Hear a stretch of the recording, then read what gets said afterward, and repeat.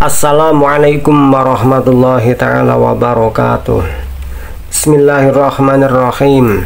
Innal hamdalillah wassalatu wassalamu ala Rasulillah wa ala alihi wa ashabihi wa mawalah, amma ba'dah. Sebelum kita mandi, maka sebaiknya kita persiapkan dulu air yang suci dan mensucikan yang akan kita gunakan untuk mandi. Atau setidaknya kita meyakini bahwa air yang tersedia itu adalah air yang suci dan mensucikan. Dan dianjurkan ketika kita mandi wajib, sebaiknya jangan menggunakan ember atau tembor yang diletakkan di bawah, karena itu sangat berpotensi untuk terjadinya mustakmal dan mutanajis. Karena air yang kita siramkan ke tubuh kita di awal basuhan bisa jadi jatuh ke ember atau tembor tersebut, dan air itu adalah air mustakmal. Atau mungkin bisa jadi air yang kita gunakan untuk menyiram tubuh kita jatuh ke lantai, kemudian menyiprat masuk ke ember atau tembor tersebut. Sementara kemungkinan besar lantai kamar mandi kita itu terkena mutanajis, maka air yang jatuh ke lantai kemudian menyiprat masuk ke ember atau tembor tersebut itu air yang mutanajis. Dan jika terpaksa mandi menggunakan ember atau tembor, maka sebaiknya ember atau tembor tersebut kita naikkan pada posisi yang aman dari cipratan air dari tubuh kita dan aman dari cipratan air yang jatuh ke lantai. Atau menggunakan ember atau tembor tapi dengan cara dikucurkan. Dan akan jauh lebih baik lagi ketika kita mandi wajib, mandi menggunakan air yang langsung dari keran, entah itu dibantu dengan shower atau dibantu dengan selang, tidak masalah, atau langsung dari bak yang memiliki kapasitas kulatain, yaitu kapasitas minimal 216 liter.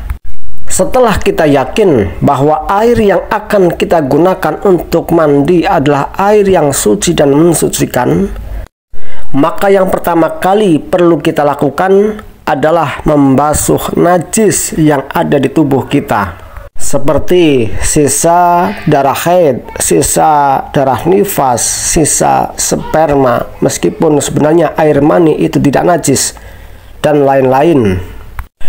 Di dalam mandi wajib yang perlu kita lakukan hanya ada dua, atau fardunya mandi itu hanya ada dua, yaitu yang pertama adalah niat, dan yang kedua adalah memeratakan air ke seluruh bagian tubuh.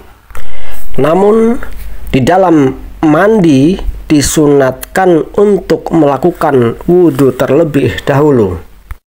Setelah kita berwudhu, kemudian kita masuk ke tahapan mandi wajib kita, dimulai dengan niat yang disertai dengan menyiramkan air ke tubuh kita.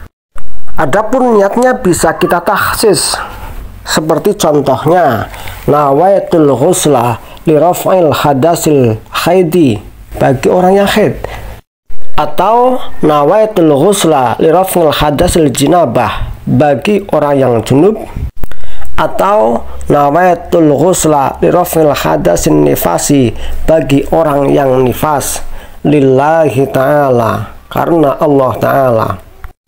Atau bisa kita ijmalkan saja dengan menggunakan nawaitul ghusla li raf'il hadasil akbari lillahi ta'ala. Saya berniat mandi untuk menghilangkan hadas yang besar karena Allah ta'ala. Dan niat yang terakhir ini sah bagi orang yang mandi karena haid, mandi karena nifas, karena jinabah, ataupun karena wiladah. Dan ingat bahwa niat itu adanya di hati kita, tempatnya di hati kita, bisa menggunakan bahasa Arab, bisa juga dengan bahasa yang kita pahami. Bahasa Indonesia, monggo, bahasa Jawa juga boleh. Adapun melafadzkan niat, mengucapkan niat, nawaitul ghusla liraf'il hadasil akbari dan sebagainya, ini hukumnya sunat. Mengucapkan niat, melafadzkan niat itu hukumnya sunat. Yang wajib adalah niat yang ada di hati kita. Sembari niat di dalam hati, kita menyiramkan air ke seluruh tubuh kita, mulai dari sisi kanan, kemudian sisi kiri. Dan jika seluruh tubuh kita telah terbasuh air dengan sempurna, maka sahlah mandi kita dan selesailah mandi wajib kita. Dan perlu diperhatikan pula, bagi Anda yang memiliki potensi darah tinggi, sebaiknya ketika mandi besar jangan langsung menyiramkan air ke kepala Anda, karena itu akan berakibat tidak bagus bagi kesehatan Anda. Sebaiknya kita lakukan pemanasan dengan menyiram kedua kaki, kemudian naik ke paha kita, kemudian ke pundak kita, baru terakhir adalah kepala kita. Wallahu a'lam bishawab. Sekian, mudah-mudahan bermanfaat, dan jika memang bermanfaat silahkan tekan tombol like, share, dan jangan lupa subscribe-nya untuk mendukung channel kami. Mudah-mudahan menjadi amal jariah bagi kita semua. Wassalamualaikum warahmatullahi taala wabarakatuh.